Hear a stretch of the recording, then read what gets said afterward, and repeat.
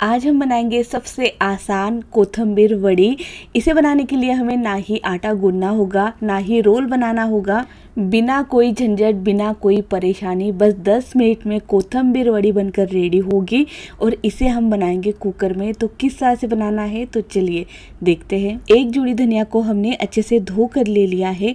तो धनिया हमें बारीक पत्तों वाला लेना है, जिससे स्वाद बहुत ही अच्छा आता है।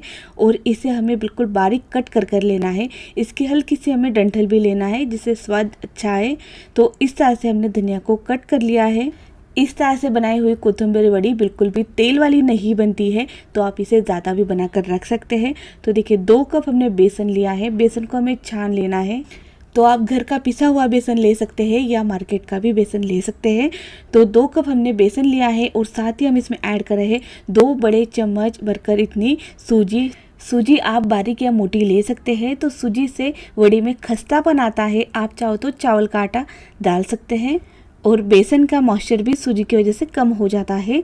तो इस तरह से मैंने सूजी मिक्स कर ली है और साथ ही हम इसमें पानी ऐड करते हैं। तो पानी हमें कितना डालना है वो हम देख लेते हैं। पानी कितना होना चाहिए ये बहुत ही इम्पोर्टेंट है। तो पहले हमने आधा कप इतना पानी ऐड किया है। 2 कप हमने बेसन लिया है, उसके हिसाब से हमें कितना पानी लेना है वो हम देखते हैं। तो देखिए आधा कप पानी डालकर हमें इसे मिक्स करना है। साथ ही हम थोड़ा सा पानी और ऐड कर देते हैं और मिक्स करते हुए इसकी लम्स हमें पूरी तरह से निकाल लेना है। साथ ही हमें जो बचा हुआ पानी है वो हमने ऐड कर लिया है। तो कुल मिलाकर हमने 1 कप इतना पानी ऐड किया है और इस तरह से बैटर बनकर रेडी हो चुका है। तो क्योंकि हमने इसमें सूजी ऐड की है तो ये बैटर हल्का सा थिक हो जाता है। और साथ ही हम इसमें मसाले ऐड करते हैं। तो 1 चम्मच इतना लाल मिर्च पाउडर इसमें ऐड करी हूँ। साथ ही हमने इसमें ऐड करना है धनिया पाउडर, ये भी हमने 1 चम्मच लिया है। हल्दी पाउडर आधा चम्मच ले रहे हैं और उसी के साथ हमें इसमें लेना है नमक। तो नमक हमने 1 चम्मच इसमें ऐड किया है और उसी के साथ हमने हींग ऐड किया है 1/4 चम्मच से कम। और साथ ही आधा चम्मच हम इसमें ऐड कर रहे हैं अजवाइन और हींग पाचन का काम करता है, तो इसे ज़रूर डालिएगा।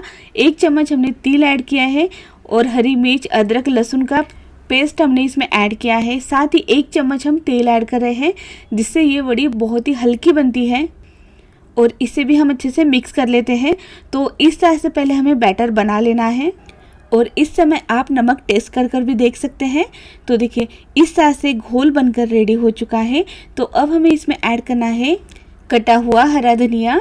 तो ये धनिया हमने 200 ग्राम के करीब लिया है। तो 1 जोड़ी ये बराबर से हो जाती है। आप चाहो तो कम या ज़्यादा कर सकते हैं। तो देखिए इस तरह से हमें डालकर इसे बस मिक्स कर लेना है। और मिक्स करने के बाद हमें इसे ज़्यादा देर नहीं रखना है, क्योंकि जो धनिया के पत्ते हैं वो अपना पानी छोड़ने लगते हैं।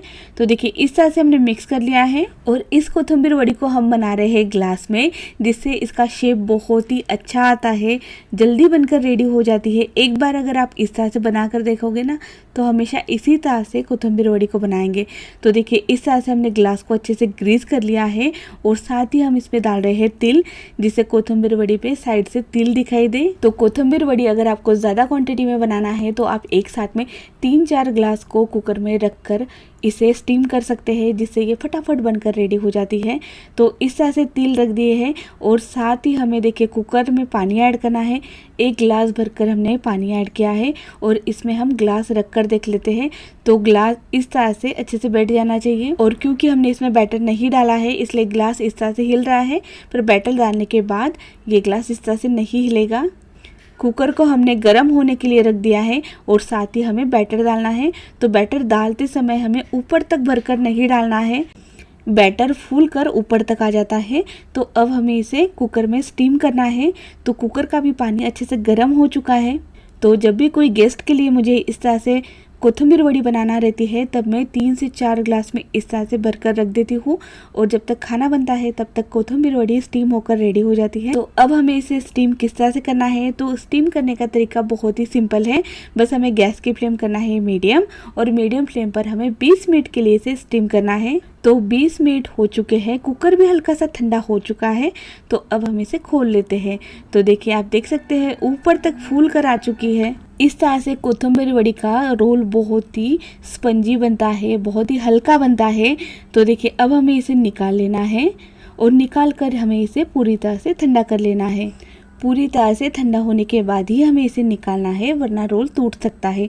तो इस तरह से हमें चाकू से इसे साइड से निकाल लेना है और ग्लास को पलटते हुए वड़े को निकाल लेना है। तो देखिए कितना बढ़िया से रोल बनकर रेडी हो चुका है और रोल की साइज़ भी बहुत ही बढ़िया ये है।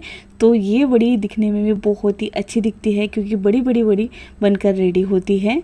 हल्का सा ये रोल बनकर रेडी हो चुका है। तो जो सामने का हिस्सा है वो हम निकाल लेते हैं, उसे हम अलग से फ्राई कर लेंगे और इसे हम कट कर लेते हैं। तो कट करते हुए आप इसे हल्का सा पतला पतला सा कट कीजिएगा, जिससे हम इसे जब फ्राई करते हैं ना तो ये बहुत ही ज़्यादा टेस्टी और कुरकुरी लगती है। तो इस तरह से हमने कट कर लिया है।